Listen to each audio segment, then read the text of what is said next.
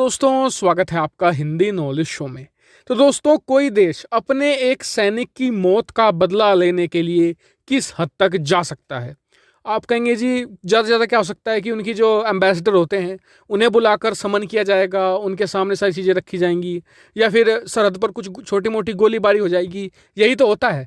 ज़्यादा से ज़्यादा कोई बड़ा देश होगा तो मतलब कि उस दूसरे देश पर प्रतिबंध लगा देगा, बस इतना होगा। लेकिन आज जो अमेरिका ने किया है उससे भारत को भी सीख लेनी चाहिए। और अमेरिका ने आज ही नहीं किया है, ये पहले भी यही करके रखा हुआ है। वो भी मैं आपको एक छोटा सा किस्सा वीडियो के एंड में बताऊंगा, उसके लिए अंत तक बने रहिएगा। फिलहाल आज की जो खबर है उस पर नजर डाल लेते हैं। तो हुआ क्या कि अब से कुछ ही दिन पहले की बात है, इराक में जो अमेरिका की एम्बेसी है, जी हाँ, यानी दूतावास, वहां पर एक रॉकेट अटैक होता है।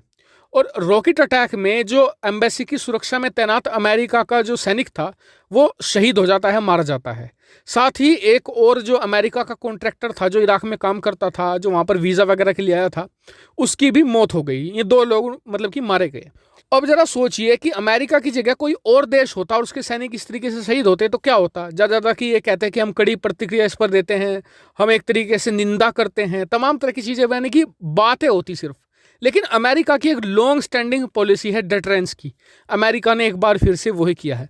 दरअसल फिर जब ये मतलब कि जांच हुई कि किसने हमला किया है रॉकेट अटैक, तो पता चला कि ईरान समर्थित कुछ मिलिशिया ग्रुप हैं जो हैं सीरिया बेस्ड, तो उन्होंने ये अटैक करवाया है। तो अमेरिका ने आज एक बड़ा मिलिट्री ऑपरेशन अंजाम दिया है सीरिया के अंदर।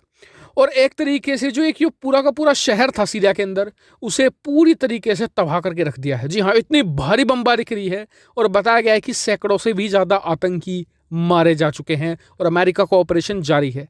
और ये ऑपरेशन नौसेना इसमें शामिल थी, बताया जा रहा है इसमें थल सेना शामिल थी, वायुसेना शामिल थी।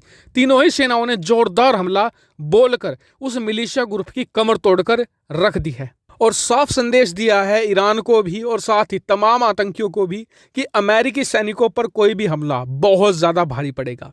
और अमेरिका की पॉलिसी सोच रहे हो कि बाइडन के बनने के बाद आई जी, नहीं, ये बहुत लंबी पॉलिसी है। आपको मैं एक छोटा सा किस्सा सुनाता हूँ। दरअसल रोनाल्ड रीगन राष्ट्रपति थे अमेरिका के 1980 के दशक में। उस समय एक DEA अधिकारी था, यानी कि ड्रग इन्फॉर्मेंस एजेंसी है जो अमेरिका की, यानी कि जो कोकीन हो गया, इसके अलावा जितने भी ड्रग्स हैं उन्हें अमेरिका में आने से रोकती है। तो उसका एक अधिकारी था जिसे मैक्सिको के जो ड्रग कार्टेल थे उन्होंने बहुत बुरी तरीके से टॉर्चर किया, बहुत ही बुरी तरीके से ब्रूटली उसे मार दिया। अब इसके बाद अमेरिका ने अपनी वही पॉलिसी अपनाई, डिटरेंस की। अमेरिका ने इतना ज़बरदस्त ऑपरेशन चलाया था मैक्सिको में कि मैक्सिको की सड़कों पर जो मतलब कि ड्रग कार्टेल के गुंडे थे, गैंगस्टर थे, इन्हें दौड़ा दौड़ा कर मारा था। और जितने भी गैंगस्टर उस मर्डर में इन्वॉल्व थे, उनके अधिकारी के, उन्हें इतनी ब्रूटली टॉर्चर करके मारा था कि उसके बाद एक तरीके से एग्जाम्पल सेट हो गया पूरे मतलब कि जितने भी ये ड्रग माफिया रैकेट्स होते हैं कि किसी भी अमेरिकी अधिकारी को नहीं छेड़ना है। एक नेटफ्लिक्स पर सीरीज आती है नार्कोस के नाम से, जिसमें पाब्लो एस्कोबार जो दुनिया का सबसे बड़ा ड्रग डीलर बताया जाता है, उसकी ज़िंदगी के बारे में बताया गया है। तो उसमें भी जो एस्कोबार है वो भी कहता है कि कुछ भी करना लेकिन किसी अमेरिकी अधिकारी को मत मारना, मतलब कि अपने गुंडों से, अपने आदमियों से बात वो कहता है, वरना अमेरिका बहुत ही ज़्यादा ताकत के साथ कोलंबिया में आ धमकेगा और हम सबको सफाया कर देगा।